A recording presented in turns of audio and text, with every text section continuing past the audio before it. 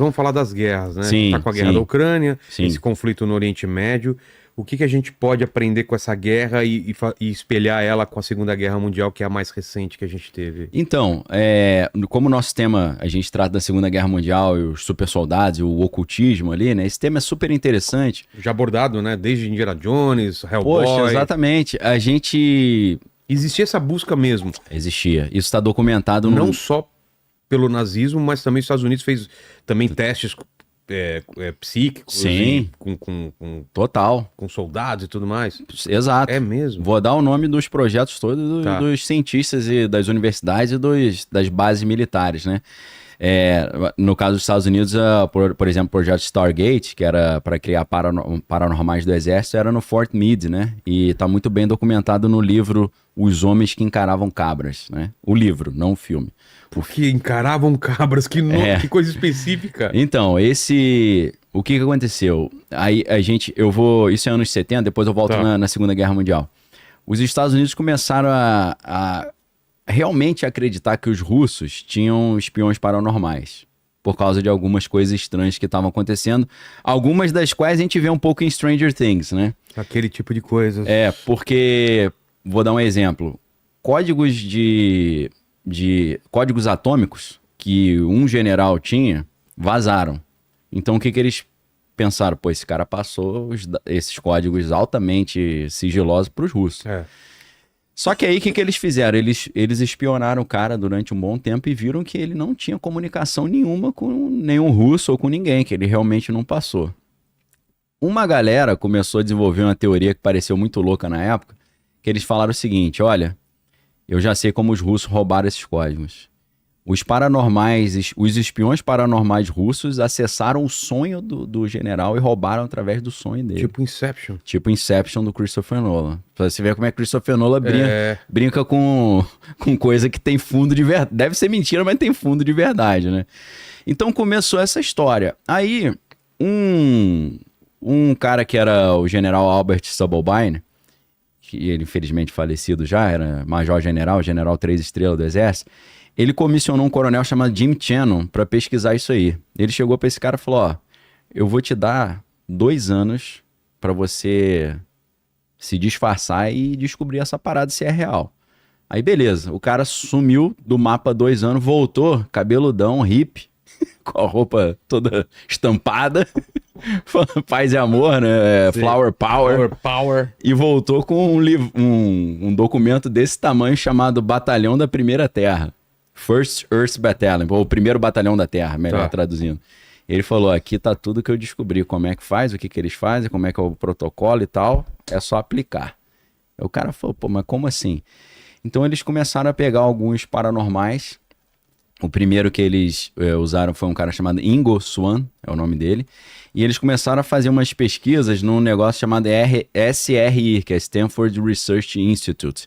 E o físico que era o responsável era um cara chamado, tá vivo ainda, Hal Puthoff. E nessas pesquisas, o que eles faziam? A ideia era a seguinte, ó.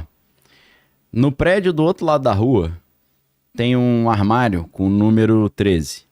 Dentro desse armário, na gaveta 4, tem um desenho que a gente botou lá. O que tá desenhado nessa folha de papel?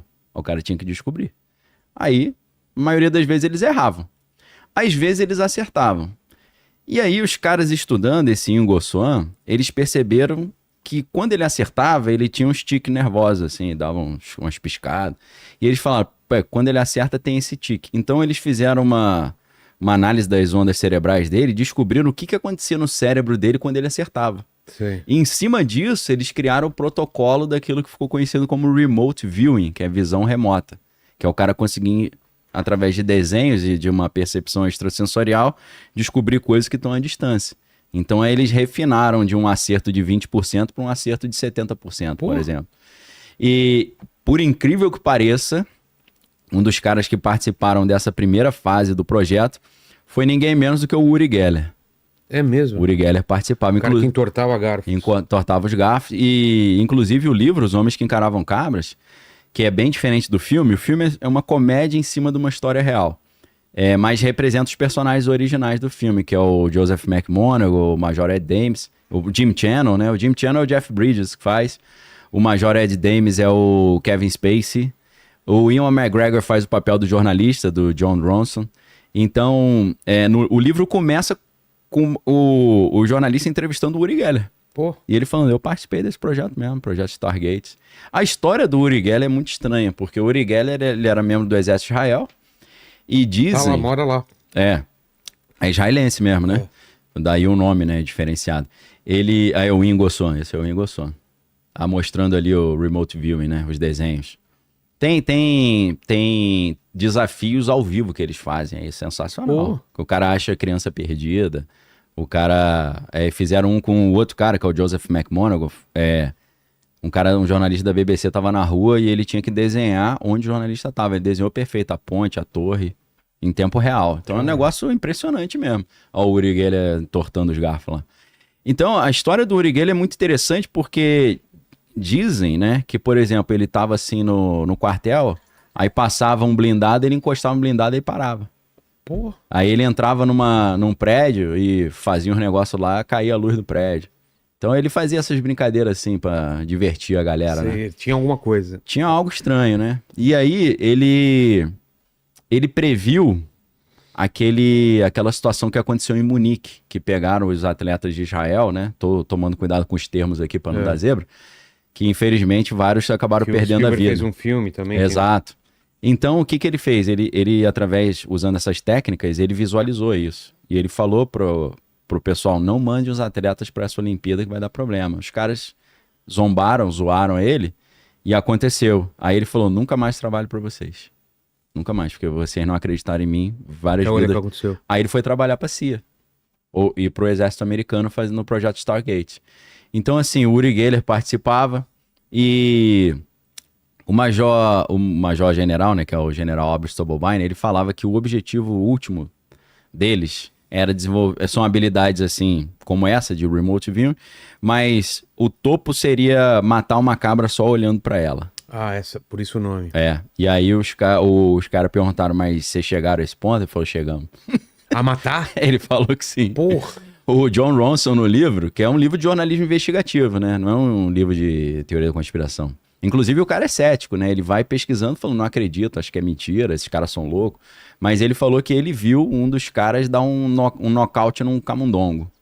Ele achou até que o camundongo tinha morrido. O camundongo tava numa jaulinha, aí o cara ficou olhando pro camundongo, do nada o camundongo caiu. Porra! Caiu de barriga pra cima. Mas depois ele voltou. Ele falou, isso foi o máximo que eu vi. Eu nunca vi ninguém matando cabra olhando, não. E ele dizia também que o objetivo era os caras passarem por paredes. Conseguir passar pela parede, né? E aí, então, daí o nome, os homens que encaravam cabras, que criou esse projeto Stargate, que é o primeiro batalhão da Terra. Isso tudo nos anos 70? Isso nos anos 70, mas o projeto continuou. Na verdade, o que aconteceu?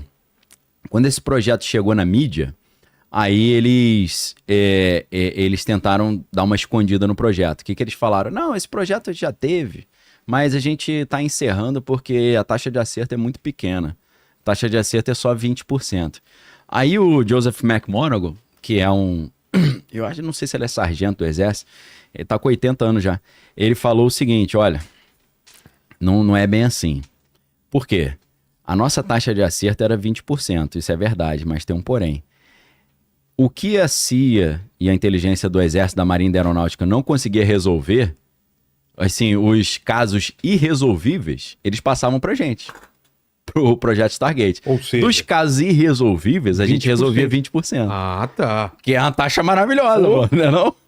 Então, o que aconteceu? Eles fizeram o que no meio da inteligência chama um hangout limitado. Um limited hangout. O que é isso?